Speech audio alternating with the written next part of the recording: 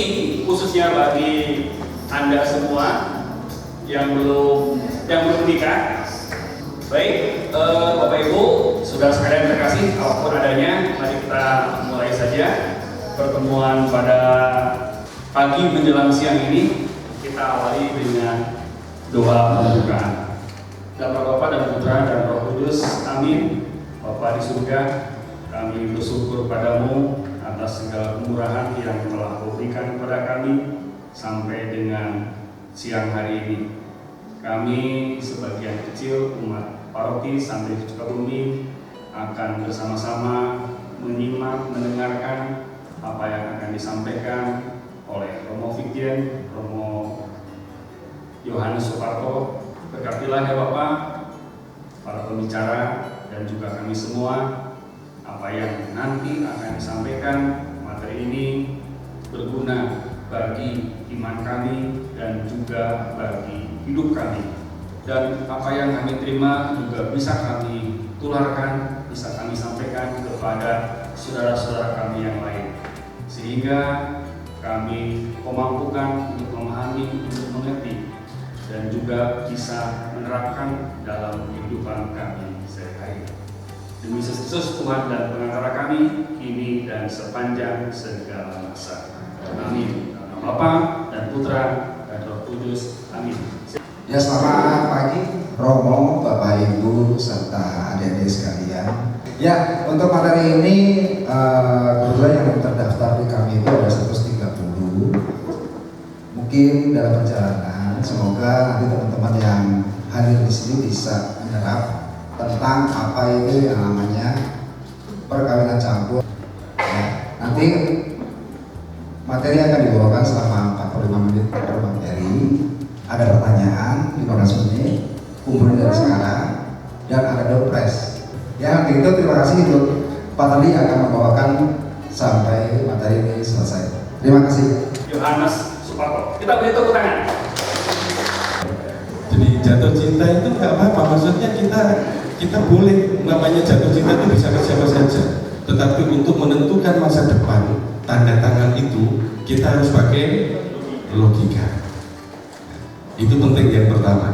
Maka teman-teman yang terkasih, katakan teman-teman, sebelum melihat tentang perkawinan campur, namanya perkawinan itu memang harus campur. Kalau nggak campur tuh nggak kawin namanya. Termasuk campurnya itu banyak, campur masalah. Makanya enak ya, saya nggak nikah ya, tapi ngadepin banyak masalah. Nah, kita mau melihat terlebih dahulu, makanya saya beri judul perkawinan dalam norma kanonika. Artinya kita mau melihat apa sih pandangan gereja tentang perkawinan. Memang bahasanya bahasa hukum, bahasa teologinya banyak sekali. Bahkan menarik, mungkin bukan suatu kebetulan juga ya, Tuhan itu punya rencana terhadap hidup kita itu tidak bisa ditangkap juga, tidak bisa dicerna. Hukum gereja belajarnya juga salah satunya tentang perkawinan. Jadi ternyata memang cara Tuhan itu menyiapkan untuk kita saat ini itu selalu ada saja jalannya. Maka saya saat ini pun juga bisa menyampaikan tentang perkawinan dalam konteks bahasa hukum, teologi dalam bahasa hukum. Nah, memang saya kutipkan apa yang disampaikan Santo Tertullianus ini tahun 300-an ya, tahun 300-an. Many things, but I should say first and foremost is the church teaching regarding marriage. Jadi yang membuat mereka tertarik itu justru ajaran gereja tentang perkawinan. Nah, saya kemudian melihatnya begini, orang lain tertarik dengan ajaran kita tentang perkawinan, tapi orang Katolik sendiri nggak paham, kalau mendengar malah stres tentang perkawinan yang kita katakan sebagai monogami, bukan ya? Monogami, lalu tidak punya sifat tidak dapat diputuskan, indissolubilitas istilahnya. Bagaimana saya mau melukiskan kebahagiaan perkawinan yang dipersatukan oleh gereja, dikukuhkan dengan persembahan, dimeteraikan dengan berkat, diwartakan oleh para malaikat dan disahkan oleh Bapa. Pasangan itu mempunyai satu harapan, satu cara hidup, satu tujuan. Mereka yang adalah anak-anak menjadi satu Bapa dan satu Tuhan, mereka tak terpisahkan dalam jiwa dan raga, sebab mereka menjadi satu daging dan satu roh. Karena memang benar-benar hanya satu pribadi dan satu pribadi menjadi satu. Nah kalau satu pribadi dengan beberapa, gimana tuh satunya? Istilahnya ya, istilahnya seperti itu. Gambarannya bahwa ada keindahan dalam ajaran perkawinan Katolik bahwa penyatuan itu bukan sekedar physically, tapi justru yang disatukan di sana adalah tujuan, cara hidup, harapan, bahkan rohnya yang disatukan di sana. Maka berdasarkan dari dua hal ini, kita mau melihat dalam konteks norma kanonika, mengapa perkawinan itu diatur? Karena perkawinan itu bukan milik pribadi, tapi sebagai lembaga itu milik masyarakat. Negara saja mengatur, adat mengatur, gitu kan. Ketika kita hidup bersama itu pasti selalu ada aturan. Yang paling gampang membandingnya begini: kalau saya di kamar, saya itu bebas ngapain saja di kamar, mau telanjang, mau jungkir balik dan sebagainya, nggak masalah. Tapi begitu saya keluar kamar ada orang lain, bisa nggak saya nggak ya seperti itu?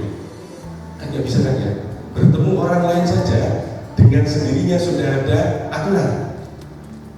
Maka dalam hidup bersama pasti juga ada aturannya. Dalam konteks perkawinan ini pun juga ada aturan bersama. Masing-masing adat pun punya aturan, negara punya aturan. Maka juga sebagai komunitas gereja, komunitas spiritual agama ini, kita juga punya aturannya. Karena perkawinan itu adalah milik gereja. Milik gereja. Memang menikah itu hak pribadi, tapi bukan milik pribadi. Begitu Anda memilih untuk menikah, maka Anda masuk dalam aturan hidup bersama itu. Maka kalau dalam konteks pengadilan gereja, ketika ada urusan anulasi dan sebagainya ya, ada yang disebut defensor vinculi namanya. Itu adalah lawyer, pengacara begitu, yang membela perkawinan.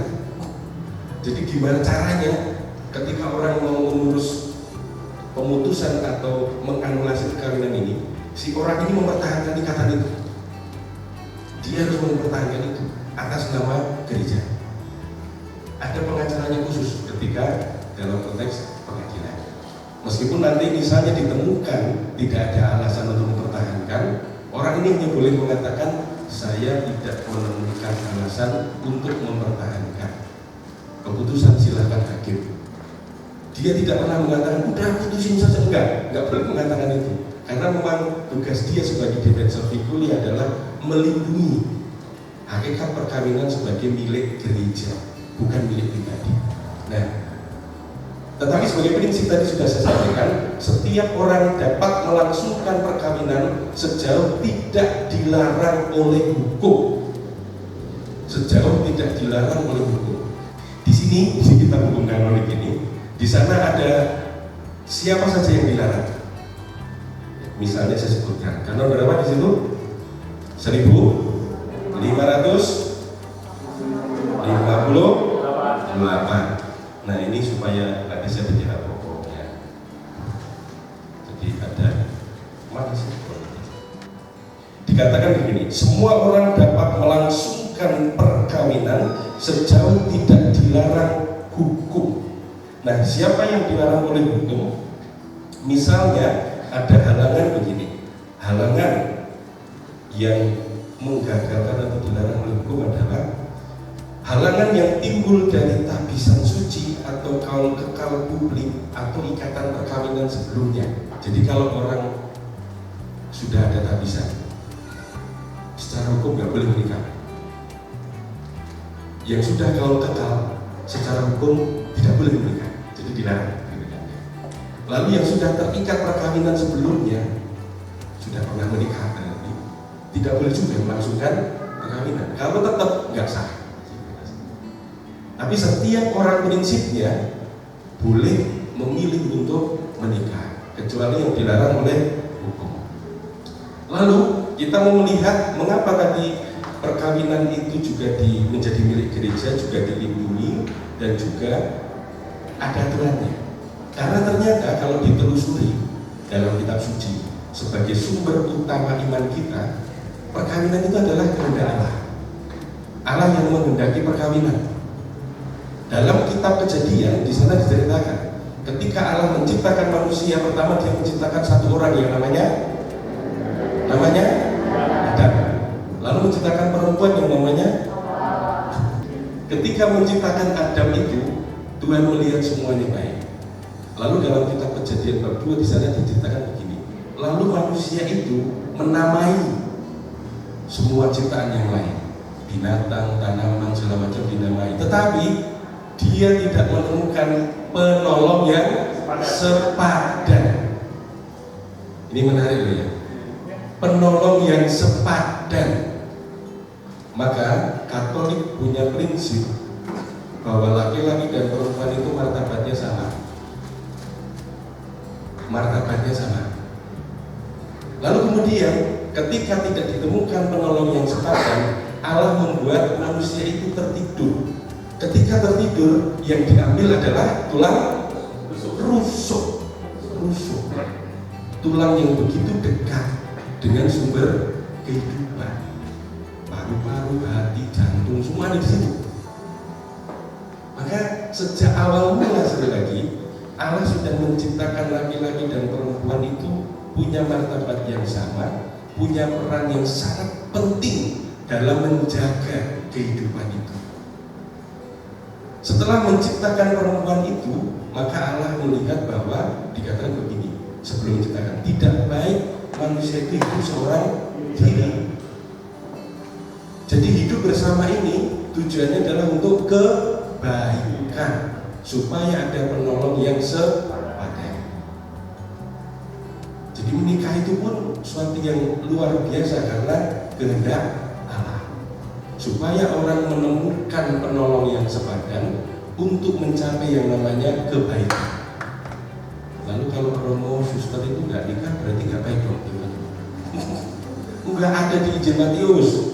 Ada di Injil Matius bab 19, Injil Lukas bab 12. Ada di sana. Jadi memang ada orang yang tidak bisa menikah karena begini. Tapi ada orang yang memang memilih tidak menikah demi kerajaan Allah. Jadi baik juga, Suster Romo itu tidak menikah baik karena demi kerajaan surga. Semoga kayaknya tujuannya itu. Nah, tetapi kita mau melihat bahwa dari perkawinan ini sekali lagi sejak kitab Kejadian sudah dikatakan memang Allah menghendaki. Maka dalam bab 2 juga dikatakan di sana, setelah itu laki-laki akan meninggalkan orang tuanya dan bersatu dengan istrinya. Mereka akan menjadi satu daging. Ini ada di dalam kitab Kejadian sesuai dengan kehendak Allah. Maka ketika Yesus ditanya tentang perceraian ini ya, bab Matius 10 sama Markus 10 ini pertanyaan perceraian.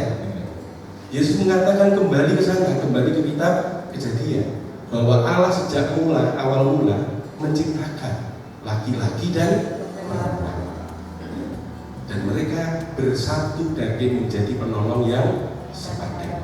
Maka sebetulnya Yesus pun tanda kutip tidak menghendaki yang namanya perceraian.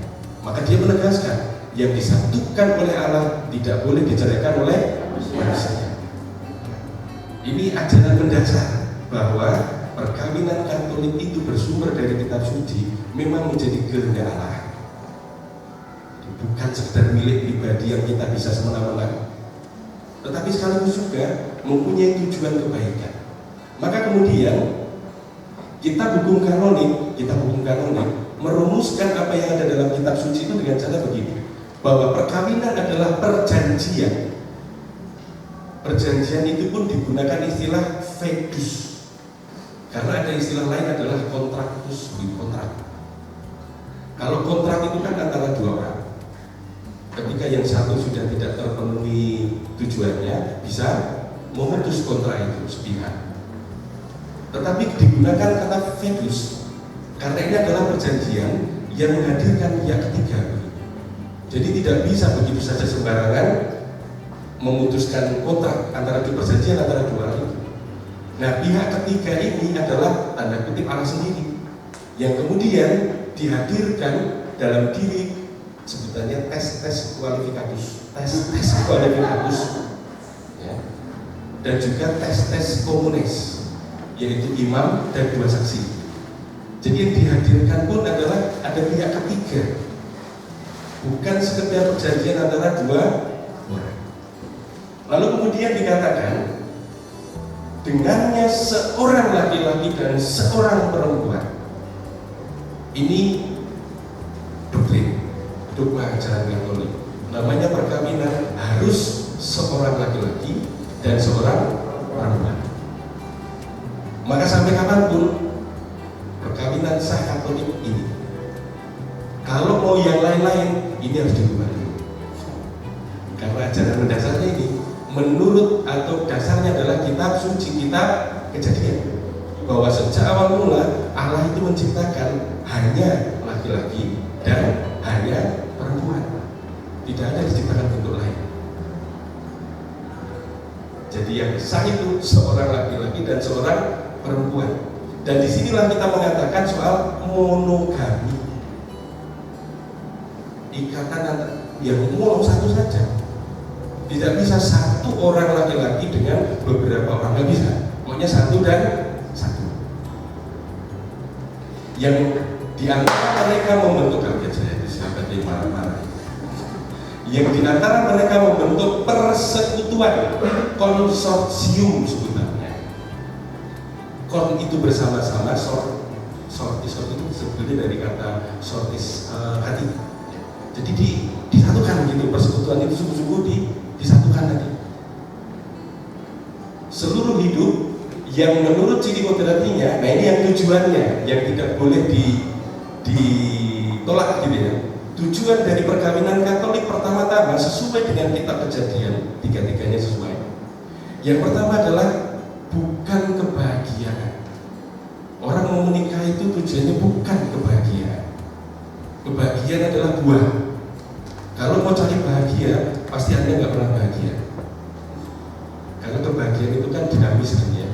Hari ini makan mie ayam saja saya sudah bahagia saja. Tapi kalau setiap hari makan mie ayam,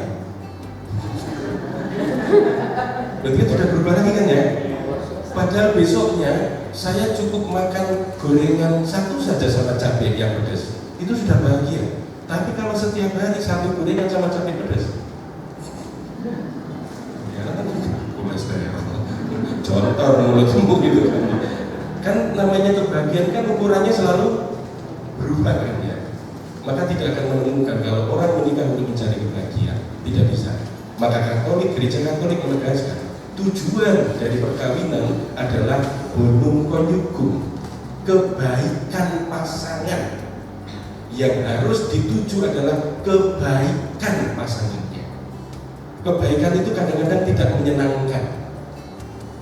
Misalnya ada istri yang kerjanya ngomongin tetangga, itu baik atau tidak?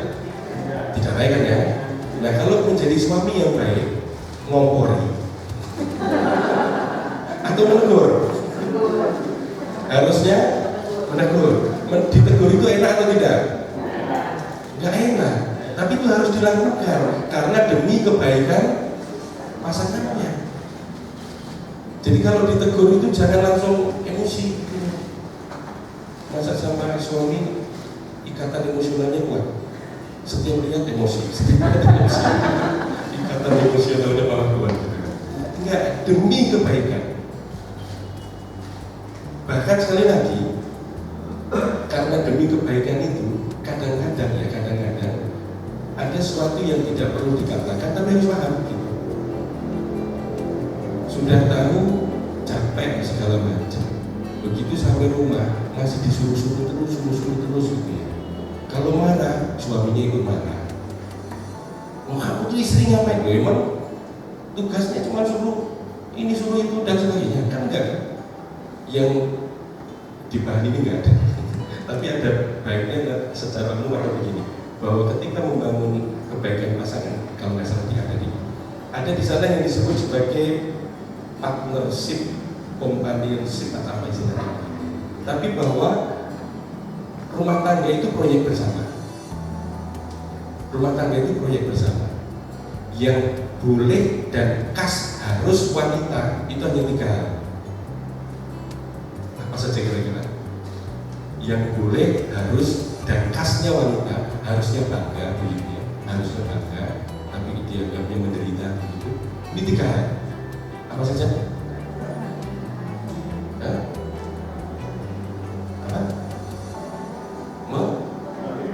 Ngandung dulu, masa tiba-tiba melahirkan, ngandungnya kapan? Tiba-tiba meletek dulu gitu. Mengandung, melahirkan, menyusui. Itu kan kehebatan wanita. Yang laki-laki tidak bisa. Nah, hanya itu yang tanda kutip yang khas, harus. Yang selebihnya proyek bersama.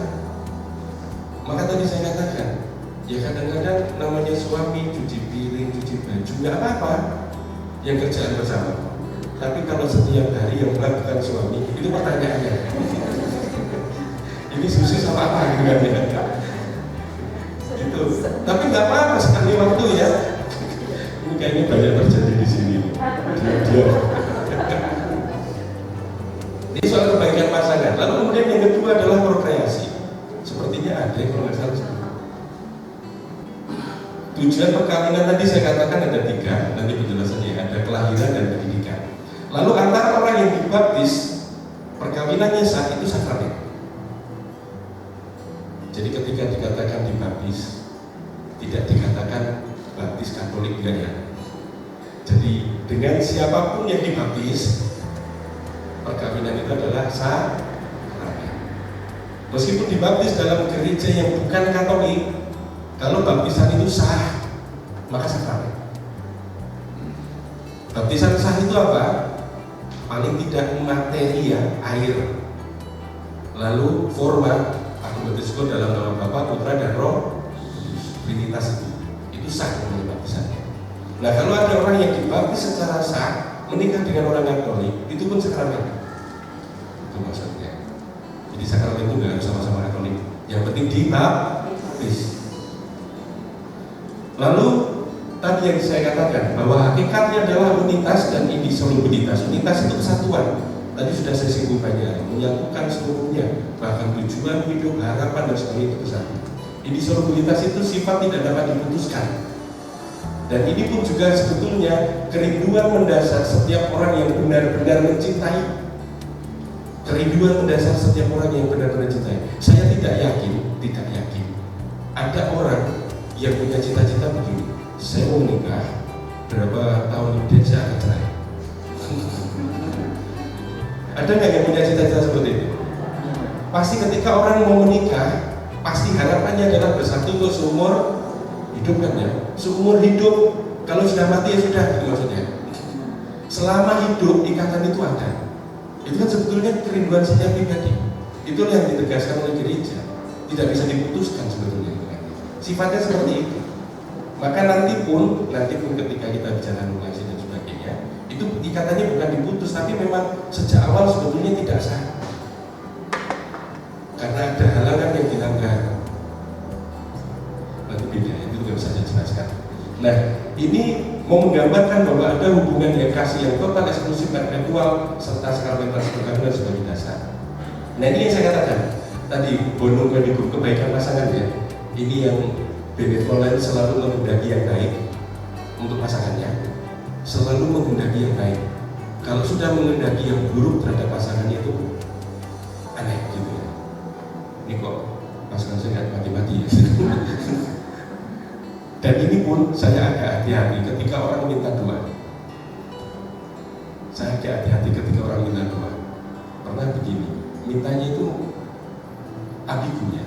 Jadi sudah ada seorang itu pasangannya sakit sudah 7-6 tahun dirasakan, tidak bisa apa-apa, di tempat tidur saja, hanya yang hidupnya matanya. Jadi nggak bisa gerak, hanya matanya masih ketip begitu. Ya. Terus kemudian datang Romo, saya minta doa pasangan saya begini, kasihan, bilangnya kasihan begini segala macam. Saya dalam hati sebetulnya yang kasihan yang sakit atau dia stres.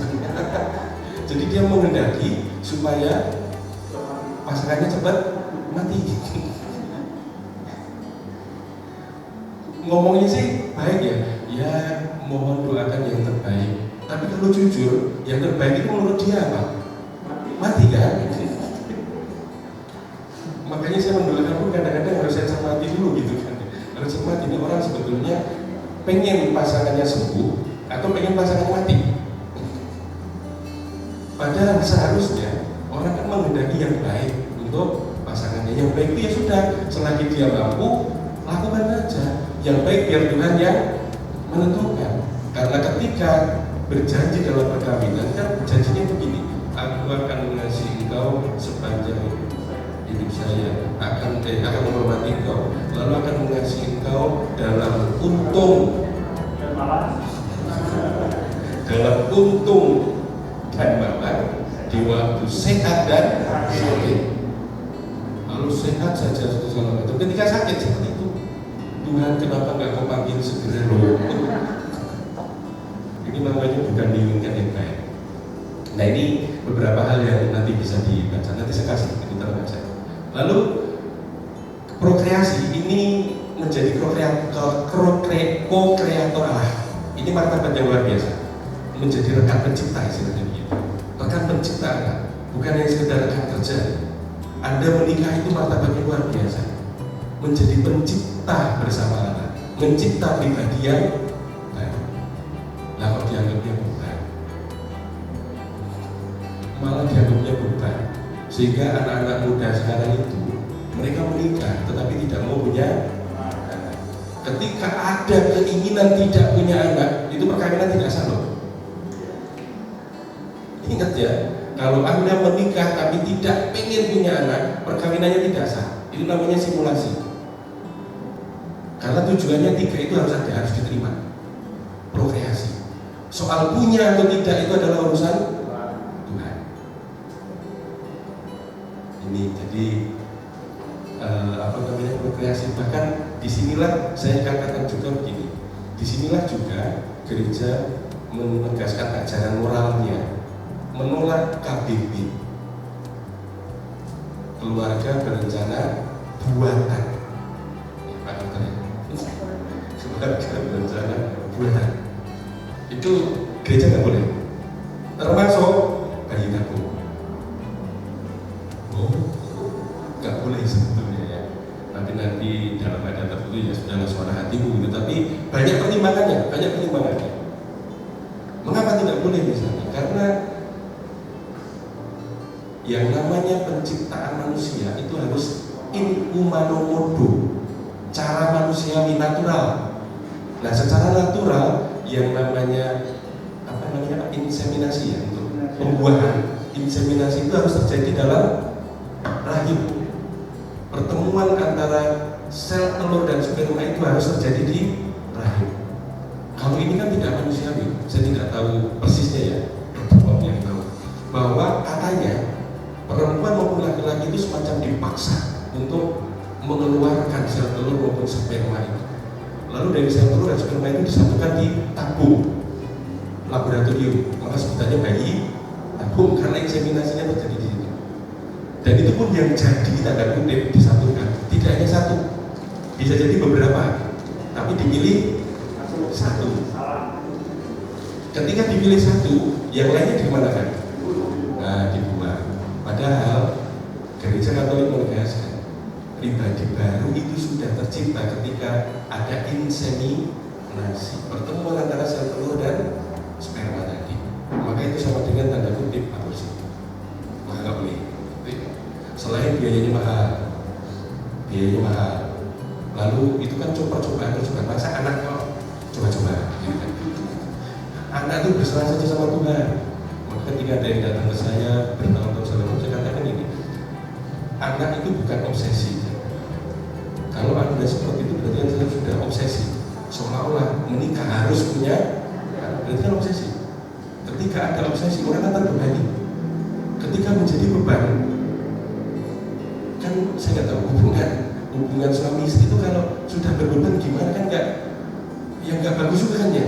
Akhirnya bisa jadi kesuburannya malah menurun, malah semakin merusak metabolisme atau itu kesehatan reproduksi itu gitu kan ya. Itu katanya saya juga dokter orang bisa kabarkan juga bahwa secara psikologis pun itu bisa mempengaruhi yang namanya kesehatan reproduksi juga. Nah, itu misalnya ya, mengapa ada KBB itu termasuk bayi tabung dan sebagainya, gereja secara moral menolak. Termasuk KBB yang ada kondom, ada spiral, IUD, segala macam itu.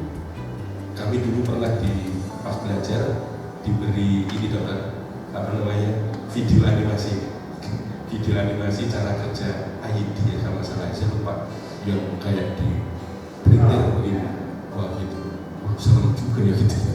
Jadi ketika ada kehidupan masuk diperes, wah kejam juga gitu kan ya. Nah itu makanya no gitu kan ya. Gereja keluarga berencana alami gitu. Nah ini nanti bisa dilihat bahwa prokreasi pun juga ada aturannya. Lalu edukasi, itu pendidikan bahwa anak itu tidak cukup dilahirkan, tidak cukup dikasih makan saja, maka segala aspek kehidupannya harus diperhatikan. Tidak hanya fisiknya diberi makan, tidak, tetapi intelektualnya, rohaninya, kehidupan moralnya, kehidupan sosialnya, itu namanya edukasi. Nah, saatnya perkawinan ini ada 3 hal. Tidak ada halangan yang menggagalkan. Nanti kalau kalian bisa buka di mana di HP ya, kita hukum kanonik, kanon ini ada. Nanti silahkan kalian sambil iseng-iseng baca. Halangannya apa saja? Misalnya tadi saya sebutkan. Ya, halangannya tadi saya beri contoh, tabisan, kaul atau orang yang sudah pernah menikah, itu halangan. Ada halangan lain, impotensi. Impotensi itu juga halangan. Tapi impotensi yang harus terjadi sebelum pernikahan. Kalau setelah pernikahan baru terjadi nggak bisa. Berarti itu salah pasangan. Itu ya. Jadi kalau sebelum itu baru bisa tapi biasanya pembuktiannya akan sangat sulit ya pembuktian. Tapi beda dengan sterilitas ya. Jadi impoten dan sterilitas itu beda. Kalau sterilitas tidak menjadi halangan. Yang halangan adalah impoten karena ini kodrat natural istilahnya. Secara natural memang orang nggak bisa, maka nggak boleh. Lalu kesepakatan seorang laki-laki dan seorang perempuan yang sadar, bebas dan penuh, maka berlaku juga kanon 1095 sampai 1107. Jadi misalnya ada orang yang terpaksa, itu tidak sah. Terpaksa itu kan tidak harus zaman Siti Nurbaya dijodohkan ya, tidak harus seperti itu. Ada orang yang mengatakan MBA, apa itu MBA? Tapi saya katakan yang ngomong seperti itu kampret itu kan. Masa disebutnya marriage by accident? Emang pas melakukan itu accident? Emang kalau lagi berkendara jatuh bersama? Nabrak pohon, apa kan enggak kan ya? Enak saja itu ya tanggung jawabmu gitu kan ya.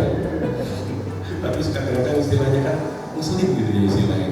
Seolah-olah anak itu kecelakaan. Mau saya tidak ada kecelakaan.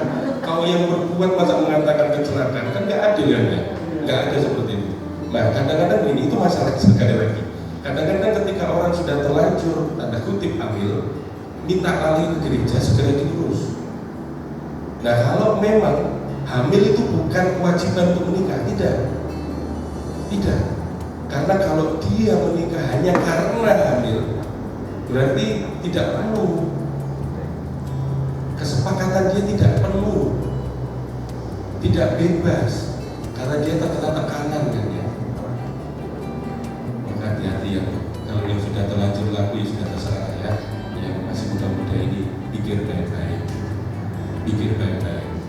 Yang laki-laki sih tanda kutip ya, kadang agak dienakkan begitu ya. Yang perempuan ini ingat, ketika Anda belum katakanlah punya pasangan dan segala macam, jaga baik-baik. Itu masa depan Anda gitu kan ya. Masa depan Anda masih terpaksa menikah, karena kalau terpaksa menikah bisa jadi nanti setelah lahir anak berantem. Terus setelah berantem apa? Kan dulu kepepet nikahnya, gitu kan ya? Kepepet nikahnya, berarti tidak penuh. Jadi ini ada berbagai macam contoh, silahkan dilihat. Lalu formal kanonika itu tadi saya katakan di depan pastor dan dua saksi. Lalu, nah ini tentang campur tadi yang disebut campur, bahwa memang semuanya harus campur. Kalau nggak campur bukan kawin. Gitu kan. Nah perkawinan campur itu mengacu pada perkawinan orang Katolik dengan orang yang dibaptis bukan dalam gereja Katolik. Tetapi juga orang Katolik menikah dengan orang yang tidak dibaptis. Maka ada dua istilah, mixta religio dan disparitas cultus, istilahnya. Yang beda gereja, sebutan umumnya, beda gereja itu sebutannya mixta religio. Lalu yang beda agama sebutannya adalah disparitas cultus. Nanti kita lihat sejarahnya, mengapa perlu lisensi atau dispensasi, dan alasannya juga harus benar. Alasannya harus benar dan alasannya juga harus mendasar. Jadi nggak boleh hanya karena pokoknya mereka sudah saling cinta, nggak cukup saling cinta. Misalnya nanti yang dengan beda agama atau beda gereja itu yang mendukung biasanya pastor akan menyebut permohonan ini kami berharap tergabung permohonan ini karena didukung oleh pernyataan misalnya pihak non Katolik mau ke gereja Katolik, pihak non Katolik ada harapan untuk menjadi Katolik, begitu. Jadi tetap arahnya ke sana, Jadi ada alasan yang benar dan mendasar, ini memang harus dilihat. Apalagi nanti ada yang namanya dispensasi atas forma ketika ada kemungkinan menikah di gereja lain, tidak menggunakan forma kanonika. Tetapi alasannya harus benar dan mendasar. Misalnya dengan anak pendeta, nah itu gereja itu tetap melihat kemungkinan itu, gitu ya. Tetapi sekali lagi, yang disebut perkawinan campur memang mengacunya pada dua hal ini. Lalu sejarahnya begini, ketika awal kekristenan perkawinan campur itu dilarang. Dan memang sebelumnya kan belum ada yang gereja lainnya yang Kristen belum ada. Itu baru ada tahun berapa? Abad 15. Abad 15 apa 16? Apa 17? Ya pokoknya sekitar itu ya, gimana? Tahun berapa kira-kira? 1500-an kan ya? 1500 atau 1600-an? Ya pokoknya sejarah terserah ya. Pokoknya baru sekitar itu. Maka kalau kita lihat dari Konsili Trente ke sana, yang hanya dikatakan yang dengan tanda kutip non baptis. Jadi antara orang yang dibaptis dan tidak dibaptis itu tidak pernah boleh menikah secara sah. Gak ada dulu dispensasi itu, gak ada. Pokoknya gak boleh saja. Karena memang demi keutuhan iman dan aspek sakramennya yang dilihat. Perkawinan sebagai sakramen. Lalu baru kemudian di Kitab Hukum Kanonik 1917 memang di sana masih ditegaskan tidak boleh kalau tidak ada izin. Nah, mulai agak diperbolehkan gitu ya, gereja mulai terbuka. Tidak boleh, tapi harus ada izin. Kalau tidak ada izin maka tidak akan sah.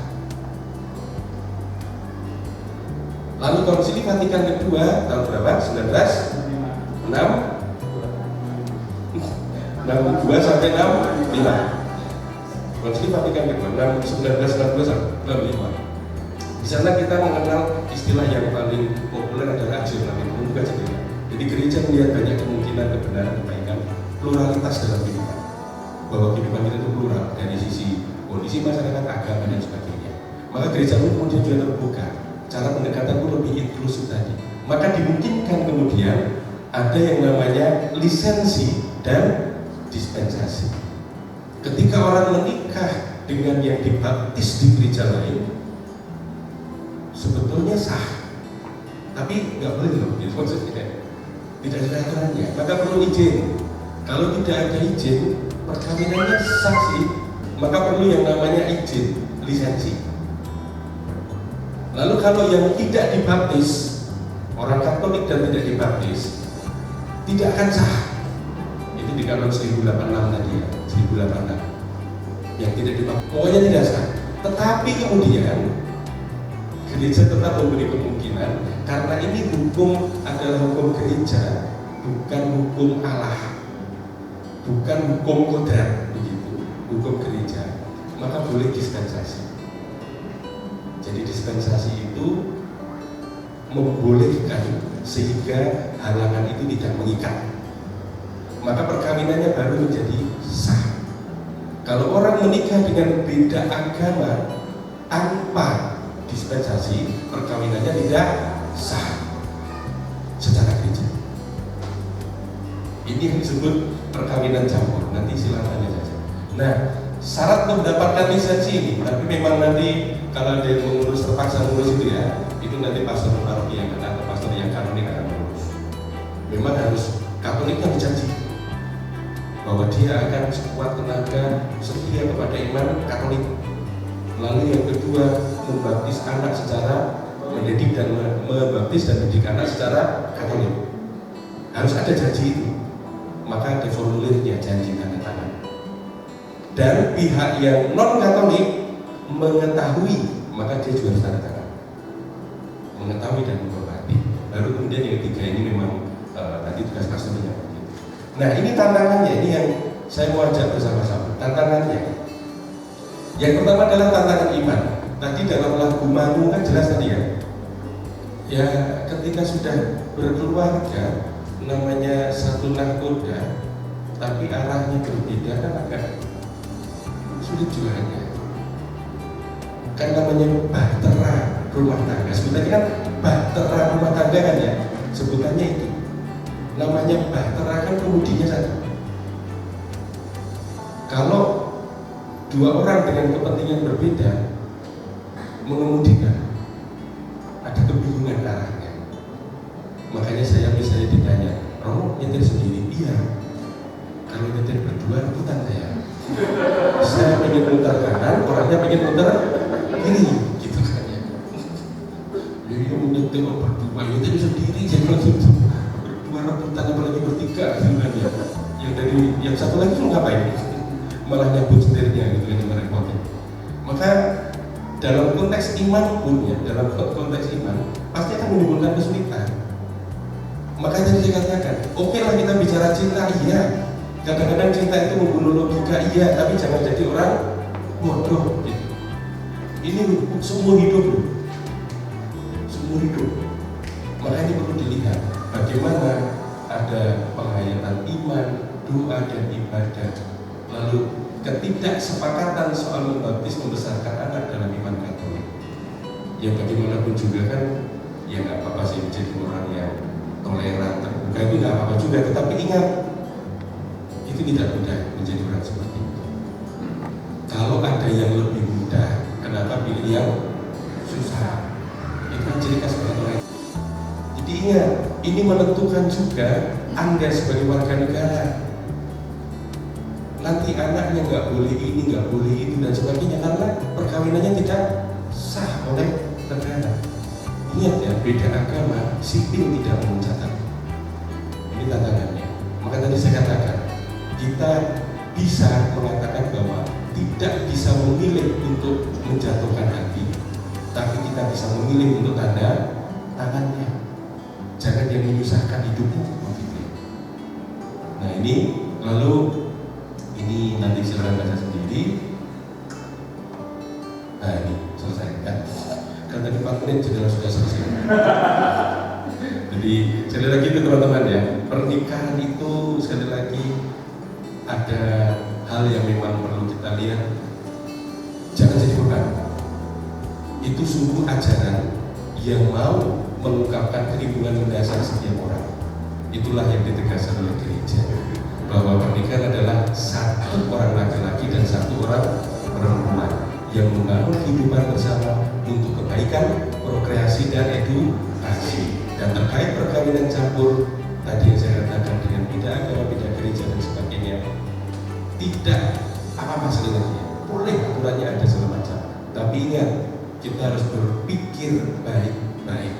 Tidak mudah untuk berjuang. Mungkin nanti yang sudah melakukan atau sedang menghidupi itu pun bisa sharing juga ya, bagaimana kesulitannya untuk menghidupi perbedaan, perawinya satu, kemudiannya pengennya bermacam-macam. Maka tadi saya menutup, kita boleh jatuh hati ke siapapun, tetapi Anda harus menentukan pilihan dengan siapa Anda akan tanda tangan. Terima kasih. Terima kasih Pak Marto.